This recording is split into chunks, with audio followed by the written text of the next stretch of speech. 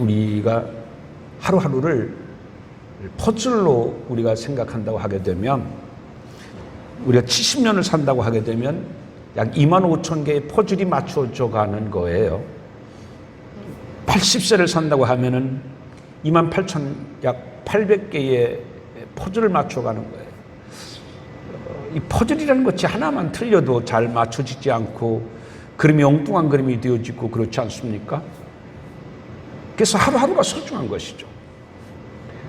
그 수많은 퍼즐 가운데서 이거 하루쯤이야라고 생각할 때에 그 전체 그림은 완성된 그림이 되지 않고 이상한 그림이 되어질 수가 있겠죠.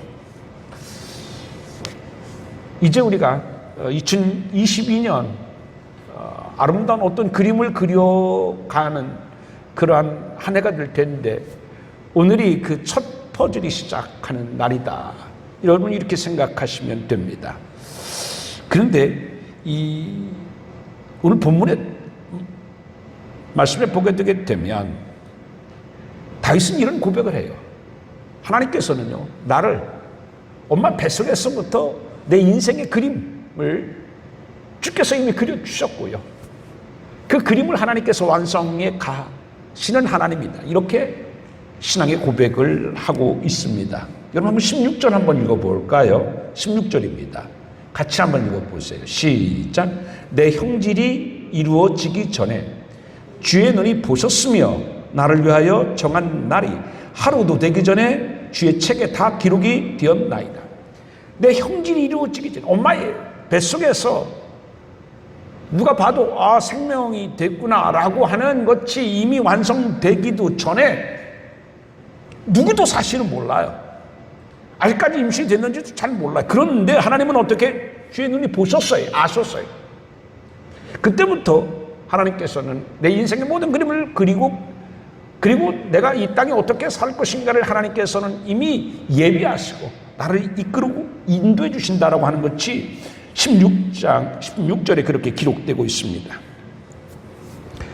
그래서 우리는 하루하루가 하나님이 나에게 그려주시고 예비해 주시고 준비해 주신 그 그림을 우리가 맞추어가는 삶입니다. 그래서 신앙이라고 하는 것은 내가 내 퍼즐을 맞추는 것이 아니라 이미 큰 그림을 그리고 계신 하나님께 내 인생을 맡겨드리는 것이, 그게 믿음인 겁니다. 그렇지 않습니까? 믿는다고 하는 것은 맡긴다라는 뜻을 갖고 있잖아요. 뭘 맡깁니까? 하루하루의 삶을 이미 하나님께서는 내가 엄마의 뱃속에서 있을 때에 내가 이 땅에 태어나서 어떤 삶을 살도록 하나님께서 이미 큰 그림을 그려주심을 믿고, 그리고 내 삶을 하나님 앞에 맡기고 의탁하고, 그래서 하나님께서 분명히 선하신 손으로 내 인생의 퍼즐을 아름답게 맞춰 주실 것이다. 그것을 믿는 것이 바로 믿음인 것이죠. 시편 31편 15절에도 다윗은 그렇게 고백을 합니다. 나의 앞날이 주의 손에 있사오니. 과거에만, 엄마의 뱃속에 있을 때만 하나님께서 나를 아시고 나를 그렇게 함께 하신 것이 아니라 나의 앞날도, 과거도 현재도 그리고 앞날도 여전히 하나님께서는 우리와 함께 하시고 주의 손이 우리를 섭리하시고 다스리고 이끌어 주신다고 고백하고 있습니다. 그래서 그는 확신해요. 뭘 확신하냐면 내 인생이 어떻게 될 것이다. 아름다운 삶이 될 것이다. 하나님이 기뻐하시고 누구든지 봐도 저 사람의 인생은 참 훌륭한 인생이야, 좋은 인생이야, 아름다운 인생이야, 복된 인생이야, 그렇게 인도해 주실 것을 믿고 순종하는 삶을 산 사람이 바로 다윗입니다. 그런데 이 고백을 할 때 순탄하게 자기의 인생이 살아와서 이렇게 고백하는 것은 아닙니다. 다윗만큼 굴곡이 많은 삶을 산 사람이 어디가 있겠어요? 빛에 쪼들리는 것도 어려운데, 여러분 잘 아시는 것처럼 다윗은 사울 왕에게도 그 쫓기는 삶을 살았잖아요. 도망자의 삶. 피가 마르는 삶을 살았던 사람이 바로 다윗입니다. 그러나 그런 무수한 삶의 어려움 가운데서도 그의 표현대로는 사망의 음침한 골짜기를 다닐지라도 그런 낭망하지 않았어요. 왜? 하나님께서는 이 내 퍼즐을 이 골짜기에 그대로 두는 것으로 하나님께서는 내 인생의 마지막을 끝맺지 않을 것이라는 사실을 다윗은 누구보다도 확신했던 겁니다. 그래서 내 삶의 퍼즐에 저 양지 바르고 꽃이 핀 푸른 초장과 쉴만한 물가가 아닌다고 하더라도 정말 음침한 골짜기, 정말 맹수가 우글거리고 적이 사방으로 나를 에워싸고 낭떠러지와 그리고 절벽이 있어서 어디 빠져나갈 수 없는 삶 속에서도 하나님께서는 분명히 지팡이와 막대가 나를 안위하시고 지켜주셔서 하나님 나를 분명히 푸른 초장과 쉴만한 물가로 다시 인도해 주실 것이라고 하는 확신이 있었어요. 여러분 퍼즐 보면 수많은 퍼즐이 있잖아요. 어떤 때는요 푸른 색의 퍼즐도 있을 수 있어요. 어떤 때는요 검은 퍼즐도 있을 수 있어요.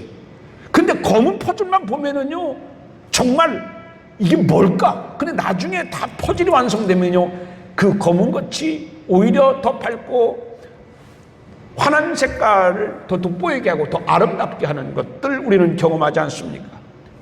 다윗은 그래서요 그 어려운 삶을 살 때에도 그 퍼즐 하나하나 나에게 닥친 고난 하나하나 그것만 바라보지 아니하고 큰 그림을 바라보면서 그는 어려움 가운데서도 하나님은 내 인생의 큰 그림을 그리고 계시고 나를 그렇게 인도해 주실 것이다. 이 믿음을 갖고 살았다라는 이야기입니다. 오늘 여러분들에게도 그러한 믿음이 있기를 주님의 이름으로 축원드립니다. 그리스도인과 비그리스도인의 차이는 뭡니까? 신앙인과 비신앙인의 차이는 뭡니까? 그걸 믿는 거예요. 하나님께서 나에게 큰 그림을 그려주시고 하나님께서 나를 그렇게 인도해 주실 것이라고 하는 그러한 확신이 있는 것이 그게 바로 성도요 믿음의 사람인 것입니다. 미국에서 활동했었던 그 우리나라를 자랑스럽게 빛냈던 그 골퍼 가운데 한 분이 최경주라고 하는 분이죠. 근데 그가 골퍼를 시작하게 된 것이 참 재미있는 일화가 있습니다. 그가 처음부터 좋은 부잣집의 도련님으로 태어나가지고서 돈 들여가지고서 그가 골프를 배운 것이 아니었었어요. 그가 골프를 처음 입문하게 된 것은 중학교 때입니다. 중학교 입문하게 때 입학하게 되어졌었을 때에 선생님이 야 역도할 사람을 뽑을 건데 역도할 사람 나와 그래. 근데 최경주가 좀 덩치가 있어서 그래 역도 나도 한번 해볼까? 라고 하는 우쭐한 마음 가운데서 얼른 냉큼 뛰어갔습니다. 다 뛰어가 보니까 12명이 나온 거예요. 그 12명이 나오니까 야 이쪽으로 6명 서고 이쪽으로 6명 서 그럽니다. 그래서 이제 두 줄로 쓰라고 하니까 학생들이 이제 양쪽 나눠서 서게 됐잖아요. 근데 선생님 뜻하지 않는 얘기입니다. 여기는 역도부, 여기는 골프 그런 거예요. 근데 최경주는요 역도하러 나갔는데 하필 쓴 줄이 골프줄에 쓴 거예요. 그래서 이게 뭐지? 내가 그럼 나 역도하려고 하는데 이쪽으로 가야겠다 해서 얼른 자리를 바꾸는데 선생님 그걸 본 거예요. 그러더니 야 너 다시 너 내 줄로 돌아가. 여기는 골프야. 너 오늘부터 골프해. 이렇게 해가지고서 그가 골프를 시작하게 되어진 것이거든요. 그때 아주 우연하고 어떻게 보면요 대수롭지 않은 사건이에요. 근데 이게 그의 인생의 결정적인 한 퍼즐이 될 줄 누가 알았겠어요. 우리는 때로는요 이것이 내 인생에 굉장히 중요한 퍼즐이 될 것이라 생각하는데 사실 그렇지 못할 때가 있고요. 어떤 때는 이건 뭐 큰 내 인생의 비중이 되지 않을 거야 라고 하는 그렇게 작게 생각했었던 퍼즐이 오히려 내 삶의 중요한 전환점이 될 수 있는 일도 있습니다. 최경주가 바로 그랬던 것이죠. 이 선생님도요 그렇게 이야기했었을 때에 최경주가 나중에 이렇게 대선수가 될 줄 알았겠어요? 최경주 본인도요 역도하려고 나갔는데 내 의지와는 내 생각과는 내 뜻과는 전혀 다르게 역도가 아니라 골프에 입문하게 될 줄 누가 알았겠어요? 우리가 인생을 살다 보게 되게 되면요 그래요. 내가 계획하고 내가 생각했고 내 의지적으로 이거를 좀 해보고 싶다라고 하는데 오히려 인생의 중요한 부분일수록 내 자신의 의지와는 상관없이 다른 방향으로 흘러갈 때가 참 많지 않습니까? 이 최경무가 그랬어요. 근데 나중에 돌아가다 보면 그게 뭐예요? 그게 하나님의 섭리일 수 있어요. 그때는 안 돼가지고서 내 뜻대로 안 돼가지고 왜 안 된다고 안타까웠었는데 나중에 어떻게 해요? 안 된 것이 더 좋은 선한 결과를 가져올 수도 있었다는 얘기입니다. 그렇잖아요. 그래서 인생의 한 퍼즐을 가지고 우리의 삶의 전체를 평가하는 것은 너무 섣부른 예단인 것이죠. 우리가 때로 하루하루의 삶을 살다 보면 내가 원하지 않는 그런 일들을 우리는 경험하게 되어집니다. 그럴 때 왜 내 인생에서 이런 나쁜 퍼즐이 내 인생에 들어왔을까? 하나님, 이거 필요 없는 퍼즐 아니에요? 우리 그렇게 생각할 수가 있어요. 그러나 그 인생의 퍼즐이 나중에 돌이켜보게 되면 정말 필요한 인생의 퍼즐일 수 있었어요. 10편에 보게 되면 고난이 오히려 유익이라고 고백하잖아요. 그때는 그게 고난이고 아픔이고 내 인생의 마이너스가 될 것 같았었는데 지나고 보니 어떻게 해요? 그것이 나에게 오히려 더 플러스였었어요. 그래서 우리는요, 하나님이 나에게 예비하시고 준비하신 큰 인생의 그림을 우리는 확신하고 내 인생의 모든 것을 맡기고, 그래서 내가 원하지 않는 인생의 퍼즐이 내 삶 속에서 끼어들다 하더라도 그것에 대해서 하나님의 선하신 뜻을 우리는 믿고 감사하며 주님, 하나님의 뜻 다하신 바가 있을 줄 믿습니다.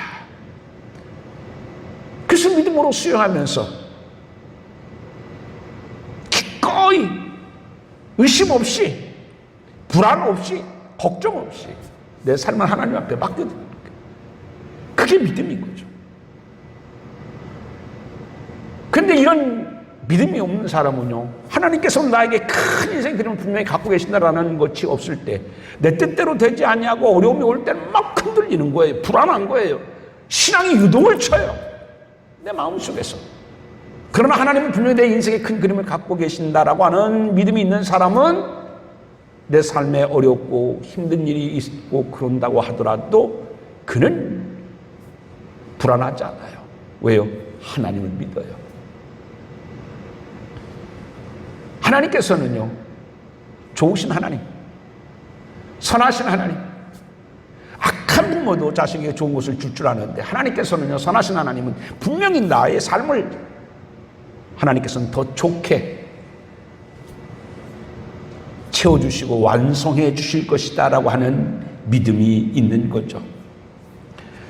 우리 인생을 살다 보게 되면 어떤 사람은 뜻하지 아니하게 그렇게 직장을 잃어버리거나 안 되는 공경에 빠지거나 큰 병에 걸리거나 내가 원치 않는 큰 상처를 받거나 그럴 때가 있지 않습니까? 그럴 때에 비로소 우리는 믿음이 그 사람이 얼마나 큰 믿음을 갖고 있느냐 작은 믿음을 갖고 있느냐 달라져요. 보통 때는요, 저 사람이 진짜 믿음이 얼마나 큰지 잘 몰라요. 그러나 어려운 일을 당할 때 비로소 우리는 정말 믿음의 사람이구나 알 수 있는 거잖아요. 이용수 집사님 신방에 있었을 때 제가 그런 얘기를 했어요. 여러분, 아프다고 하는 건요, 정말 얼마나 고통이에요. 그것도 순간순간 아픈 게 아니라 계속 그 아픔의 통증이 나를 쪼여올 때 그 고통은 얼마나 크겠어요. 그러니까 찬양할 힘도 안 나고 기도할 힘도 안 나고 그런 거예요. 누구를 만나고 싶지도 않고 때로는 전화 받는 것도 싫고 근처 그랬어요. 반석에서 물을 낳는 것은 뭐냐? 반석에서 물을 낸다 그래요. 반석에서는 물을 날 수가 있는 게 아니에요. 여러분, 반석은 저 밑바닥에 있는 거예요. 그 밑바닥에서. 근데 그 반석, 그 고난의 반석, 아픔의 반석, 기도도 안 나오고 찬양도 안 나오고 그걸 깰 때 생수가 터지는 거예요. 쉽게 삽을 파면 거기에서 쉽게 파가지고서 물이 나오는 것이 반석이 아니에요. 삽도 안 들어가요. 곡괭이도 안 들어가요. 그게 반석이에요. 그러나 그걸 쳐야 돼요. 그 칠 때, 그 반석을 칠 때 비로소 생수가 나오는 거예요. 여러분, 힘들고 어려울 때, 내 삶의 반석을 만났다고 했을 때에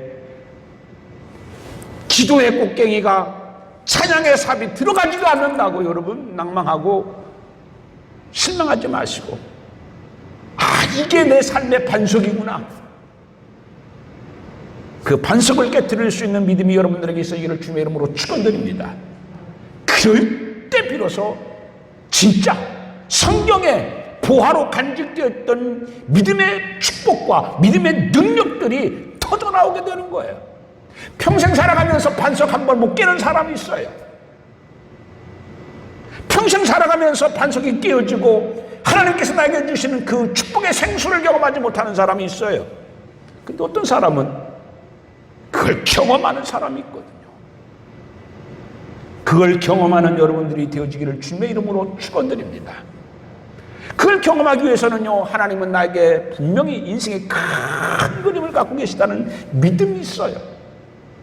그 믿음이 있기 때문에 아프고 힘들고 어려워도 그 하나님 앞에 우리가 흔들리지 않냐고 찬양하는 거예요. 여러분, 욥이 그랬잖아요.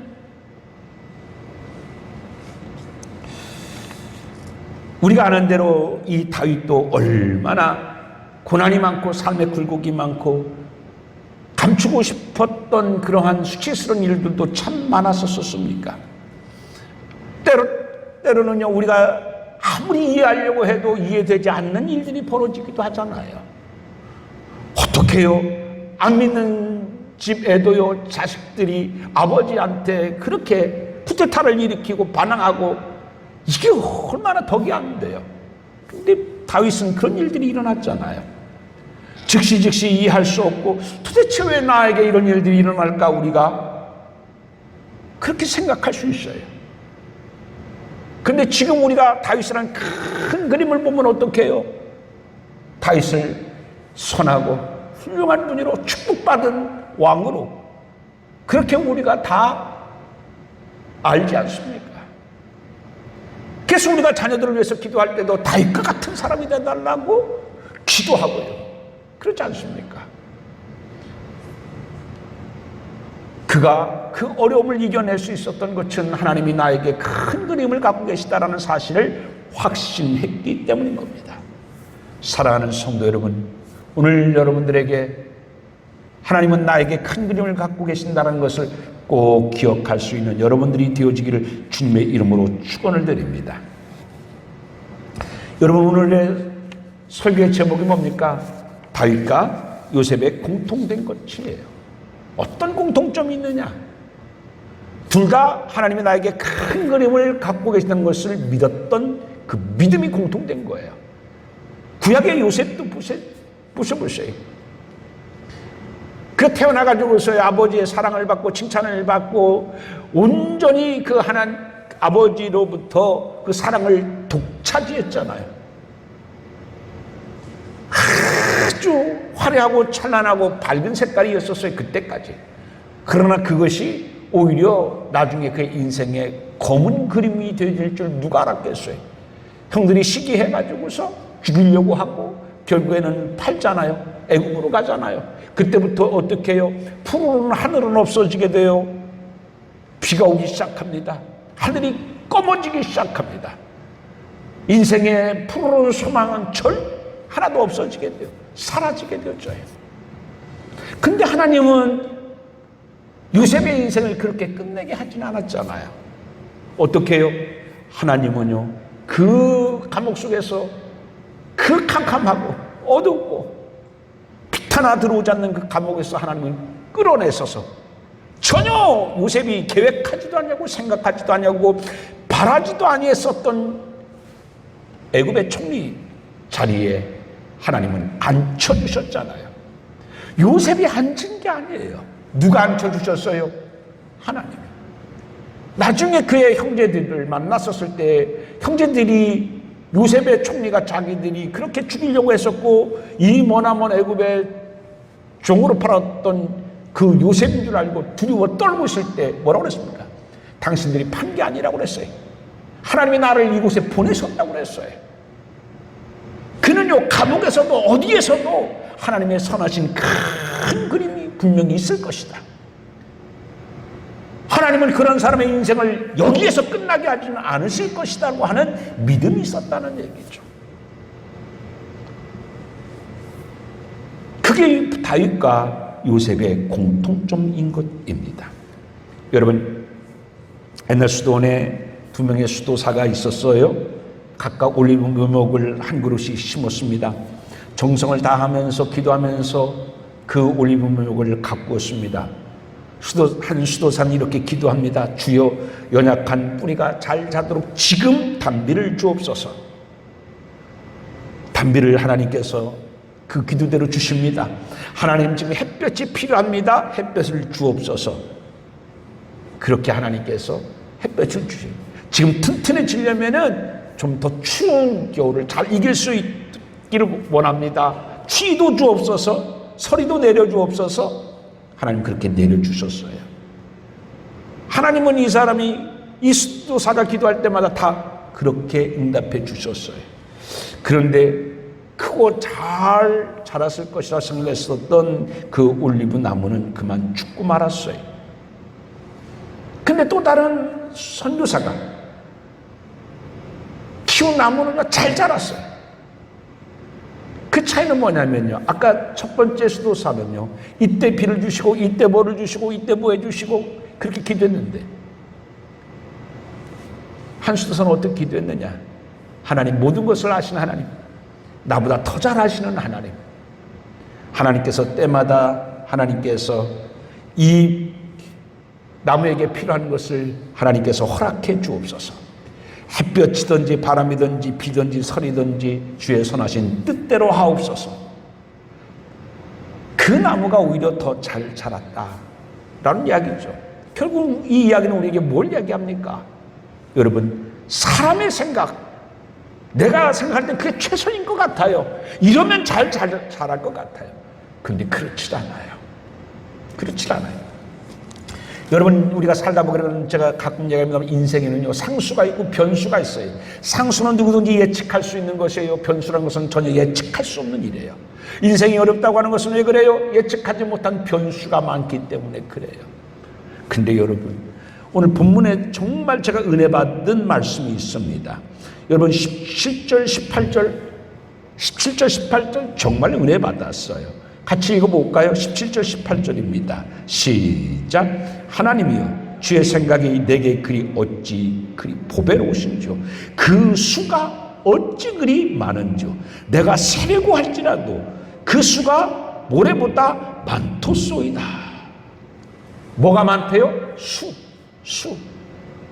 수가 많대요. 여러분, 수가 많다는 얘기가 뭐예요? 우리 바둑 잘 두는 사람 보면 뭐라 그래요? 야, 몇 수를 앞에 보네? 그래요. 바둑 잘 두는 사람, 못 두는 사람의 차이는요, 바둑 못 두는 사람은요 바로 앞에 것밖에 안 보여요. 근데 바둑 잘 두는 사람 뭐예요? 몇 수 앞을 내다봐요.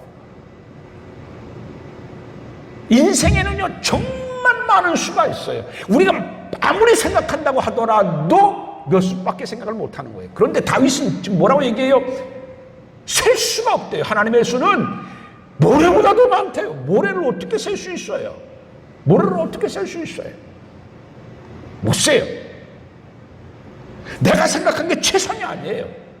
내가 생각하는 것이 최고가 아니에요. 그건 최고의 수가 아니라 최악의 수일 수도 있어요.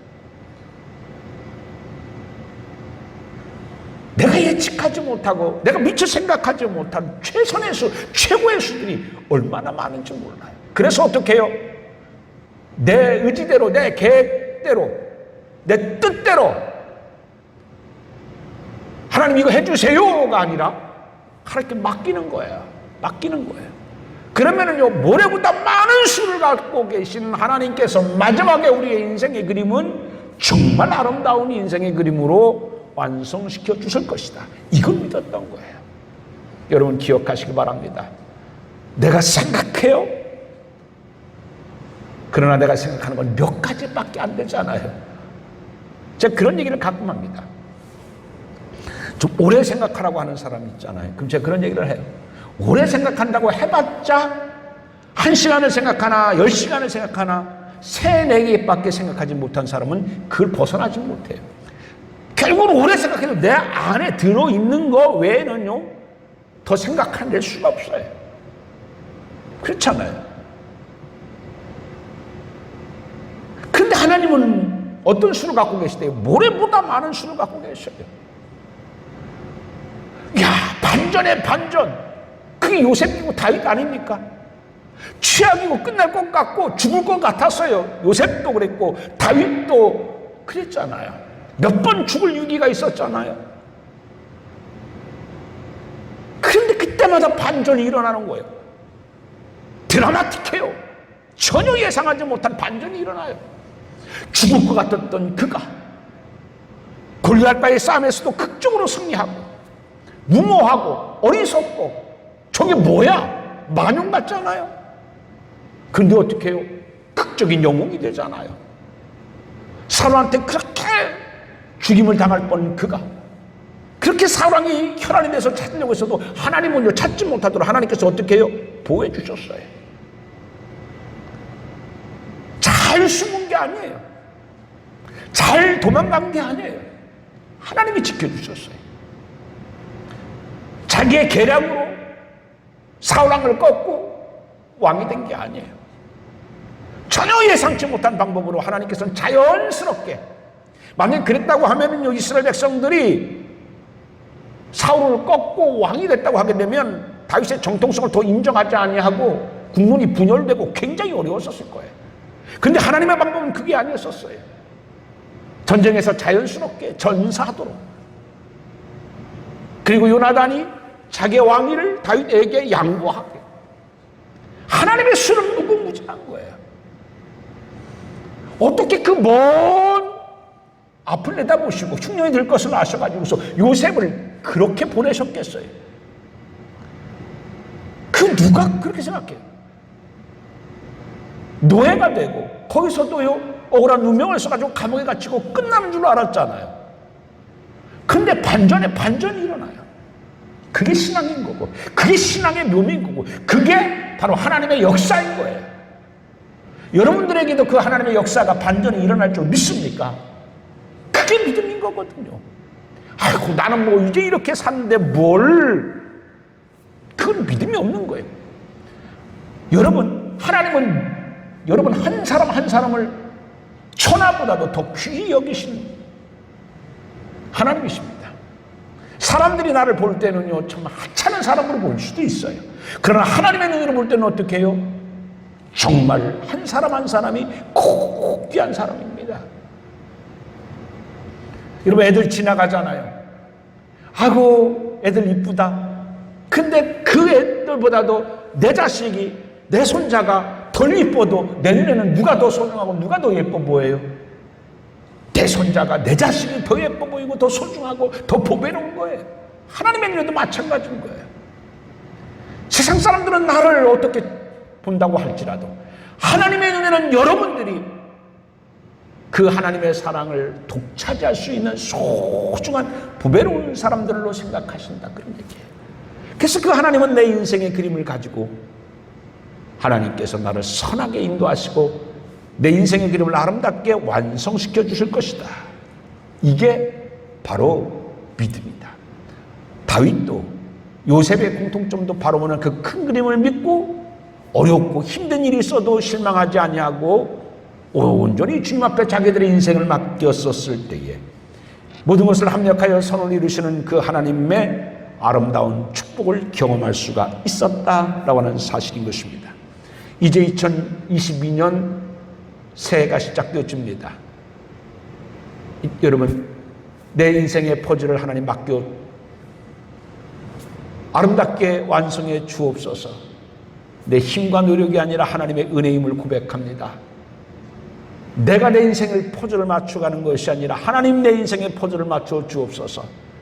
그렇게 하나님 앞에 여러분들의 인생을 맡겨드림을 통하여서 2020년이 아름다운 인생이 되어지는 귀한 복이 여러분들에게 있기를 주의 이름으로 축원드립니다. 기도합니다. 하나님, 우리는 양 같아서 한치 앞을 내다볼 수 없고 우리는 어리석습니다. 하나님의 수에 비해서는 우리의 수는 너무나 부끄럽고 적습니다. 이제 모래보다 많은 수를 갖고 계시고 수십 년 앞을 내다보시는 하나님 앞에 우리 인생을 맡겨드립니다. 지금 비록 검은 퍼즐이 내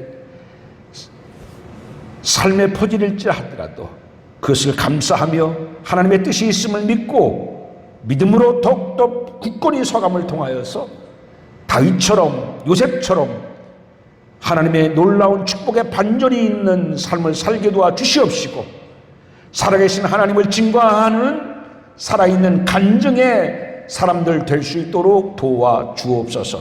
믿고 감사할 때 예수님 이름으로 기도하옵나이다. 아멘.